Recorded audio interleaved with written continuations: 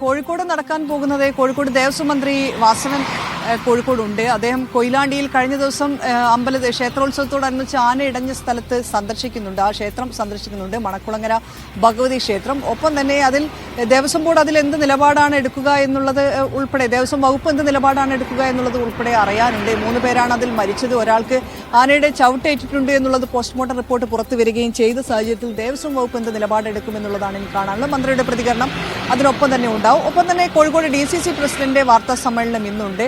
അത് ഏത് വിഷയത്തിലാണെന്നുള്ളത് കൃത്യമായിട്ട് പറഞ്ഞിട്ടില്ല. ചേവായൂർ ബാങ്കുമായി ബന്ധപ്പെട്ടുള്ള ചില വിഷയങ്ങൾ ജില്ലയിൽ ഇപ്പോഴും നിലനിൽക്കുന്നുണ്ട്. ചിലർ CPM-ലേക്ക് പോകാൻ ഒരുങ്ങുന്നുണ്ട്. അതുമായി ബന്ധപ്പെട്ട വിഷയങ്ങളാകും ഒരുപക്ഷെ വാർത്താ സമ്മേളനത്തിൽ ഉണ്ടാവുക. മറ്റൊന്ന് കാര്യമായുള്ള പരിപാടി നടക്കാനുള്ളത് പാലക്കാടാണ്.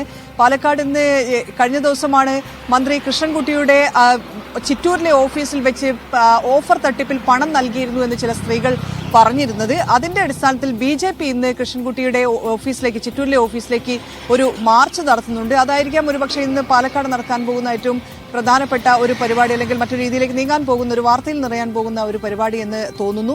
ഒപ്പം തന്നെ മന്ത്രി PM മുഹമ്മദ് റിയാസും പാലക്കാടുണ്ട്. വിവിധ റോഡുകളുടെ ഉദ്ഘാടനം ഉൾപ്പെടെ അദ്ദേഹം അവിടെ നിർവഹിക്കുകയും ചെയ്യുന്നുണ്ട്. ഒപ്പം തന്നെ നിരവധി സർക്കാർ പദ്ധതികളുമുണ്ട്. പന്നിയങ്കരയിൽ ടോൾ പിരിക്കാനുള്ള ഒരു തീരുമാനം ഇന്നലെ ഉണ്ടായിരുന്നെങ്കിൽ പോലും ആ തീരുമാനം യോഗത്തിൽ മാറ്റുകയും ചെയ്തിട്ടുണ്ട്.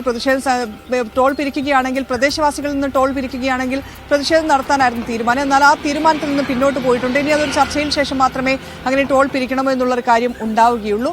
ഒപ്പം തന്നെ പാലക്കാട് മറ്റൊന്നുകൂടെ നടക്കുന്നുണ്ട്. ഇന്ന് പാലക്കാട്, വടക്കൻ കേരളത്തിൽ പാലക്കാടായിരിക്കും ഏറ്റവും കൂടുതൽ വാർത്തകൾ വരുന്നത്. ബ്രൂവറി വിഷയത്തിൽ ഒരു പൊതുയോഗം നടക്കുന്നുണ്ട്. MP രാജേഷ് ആയിരിക്കും ആ യോഗത്തിൽ പങ്കെടുക്കുക. ഇത്രയുമാണ് ഇന്ന് വടക്കൻ കേരളത്തിൽ നിന്ന് നമ്മൾ പ്രതീക്ഷിക്കുന്ന വാർത്തകൾ. ജിൽസി.